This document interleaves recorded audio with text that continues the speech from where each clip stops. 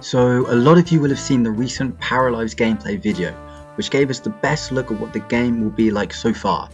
And I want everyone to either stay to the end of this video or skip to the end if you get bored, because I have a very important question at the end of this video that I want your guys' thoughts on. And it may be controversial, but it relates to Paralives and their overall ambitions. Now carrying on, the reactions to the most recent Paralives video were overwhelmingly positive, and it seems that Paralives continues to lead the pack in both its approach to marketing and the overall direction of the game itself. But there was one revelation that really garnered a lot of attention and a lot of praise, and it's what I want to talk about in this video, because I do think it's a little more complicated than it first seems, and I'm not entirely convinced that it is good news.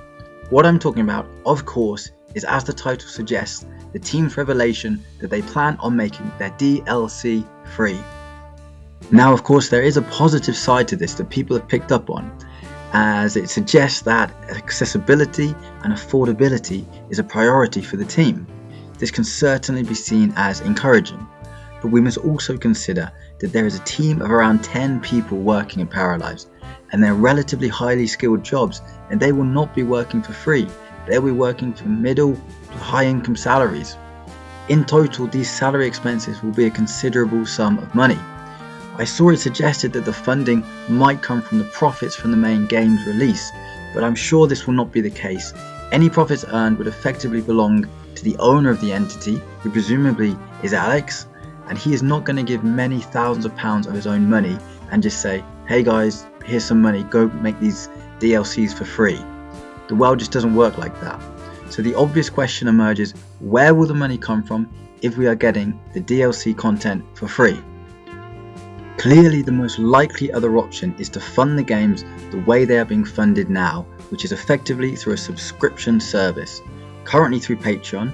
Whether they would maintain that through Patreon or move to a different subscription service, I don't know, but either way, the money would still come from subscriptions.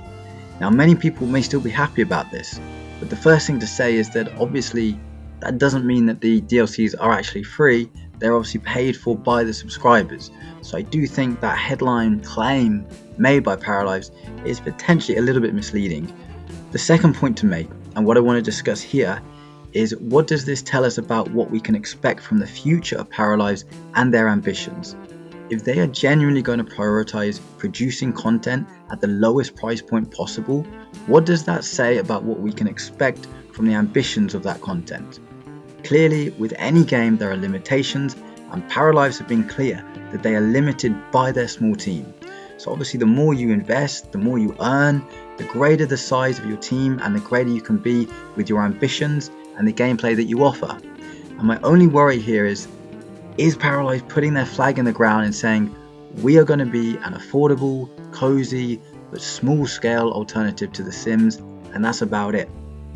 Now, this would make a lot of people happy. For many people, that kind of cozy game is what they're looking for. But as I've discussed and will continue to discuss, this is an industry and a game genre that is full of emergent technology, and I cannot express how much I think the industry will change in the next 5 years.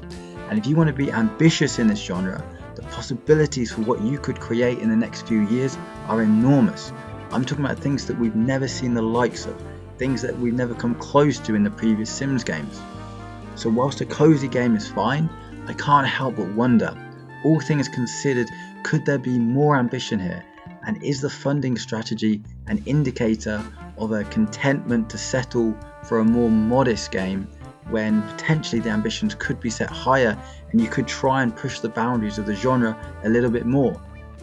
An alternative possibility, and what would in fact be the exact opposite of what I've just suggested, is whether they may actually have worked out that the subscription model could earn them more revenue, and as such it would be a profit maximization approach in which they would indeed earn more money that they could reinvest and potentially pursue some of those bigger ambitions that I've discussed.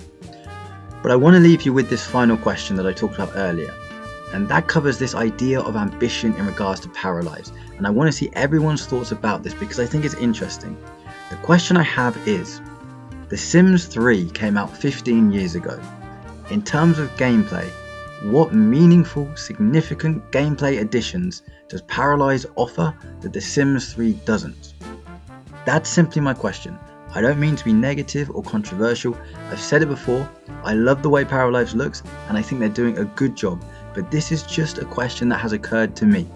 What meaningful gameplay additions does it offer that The Sims 3 from a decade and a half ago doesn't? Please let me know in the comments. If you think I'm being unfair, let me know. Please also like and subscribe while you're down there, and I'll see you in the next video.